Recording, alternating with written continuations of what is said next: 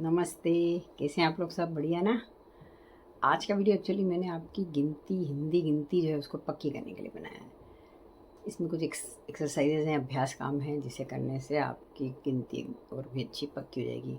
अब वो तो आपने सुनी है एक कहावत की, practice makes a man perfect. जितना आप अभ्यास करेंगे उतनी आप में पूर्णता आती जाएगी। तो चलिए शुरू करते हैं। परंतु इसको शुरू करने के पहले आपने अगर अभी तक मेरी हिंदी गिनती का वीडियो नहीं देखा है तो उसको ज़रूर देख लें एक बार, और उसकी लिंक आपको डिस्क्रिप्शन बॉक्स में मिल जाएगी। साथ ही हम ये दो तालिकाओं को भी दोहरा लेते हैं, इनसे भी आपको इसको करने में मदद मिलेगी।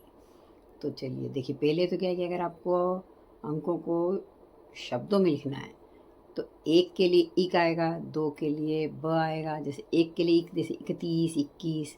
दो के लिए ब आता है 32, 42। बा भी आता है 22, 52। और तीन के लिए तय आएगा या फिर तीर आएगा, जैसे 33, 23 और 43, 53। और चार के लिए चौ आएगा 24, 54, 44। इस तरह से पाँच के लिए पे भी आता है और पच भी आता है, जैसे 35 या 25। इस तरह से छः के लिए छ आता है और छी आता है, जैसे 56, 26, 46, 66। इस तरह से सात के लिए से आता है या फिर सत आता है, 37, 47 और 77, 27। इस तरह से। और आठ के लिए अठ आता है या फिर अड़ आता है, 28 और 38, है ना, ये दोनों आते हैं। और नौ के लिए उन आता है, 29 या 19, 89। तो ये आपके हो गए, आपको अगर अंकों को शब्दों में लिखना है। अब अगर आप शब्दों को, अगर आपको दहाई के लिए क्या लगता है, देखिए आप दहाई के लिए तो हमने इकाई का देखा। अब दहाई में क्या है कि अगर आपको दहाई के लिए देखना है तो 20 के लिए इस लगता है, जैसे 21, 21, है ना, 31 इक लगा। 20 के लिए इस लगता है और 30 के लिए 30 लगता है, 31।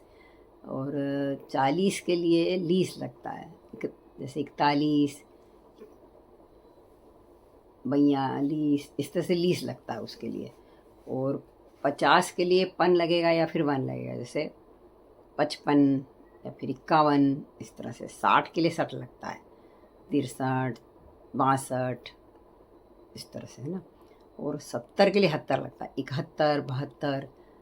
और 80 के लिए आसी लगाते हैं, 81, 82, 83, यासी या आसी लगता है इसके लिए।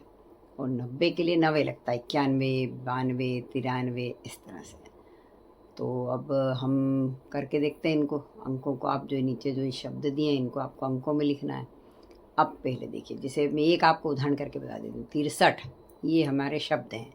तो अभी तीर का पहले ही आपको समझ, ये तो मैंने आपको पहले बता चुकी हूँ पिछले वीडियो में, कि पहले इसमें इकाई लिखी जाती है और बाद में दहाई लिखी जाती है। तो ये तीर जो है वो इकाई का है। तो तीर कहाँ लगता है, देखिए आप, तीन के लिए तीर लगता है, तो यहाँ पे अपनी इकाई तीन हो गई। और बाकी का जो सठ है वो दहाई का है। तो सठ काय के लिए लग रहा है आपको, देखो ये सठ लगता है 60 के लिए, मतलब 6 दहाई है हमारी यहाँ। तो ये आपका ये 6 दहाई लिख दिया आपने, तो ये आपका हो गया 63। ठीक है ना। तो इसी तरह से आप बाकी के शब्दों को भी अंकों में लिखिए। अब अंकों को हमको जब शब्दों में लिखना है तो वहाँ भी यही होगा कि इकाई पहले लिखी जाएगी और दहाई बाद में लिखी जाएगी। तो अभी देखिए, पहला एक उदाहरण मैं आपको करके बताती हूँ। ये है 5 और 6। तो इकाई में क्या है 6, तो उसको हम 6 के लिए क्या लिखते हैं, 6। तो ये हमने 6 लिख दिया। और दहाई में 5 दहाई मतलब 50, तो उसके लिए क्या लगता है, तो पन लगता है, 1। तो यहाँ आपका हो गया 56। ठीक है।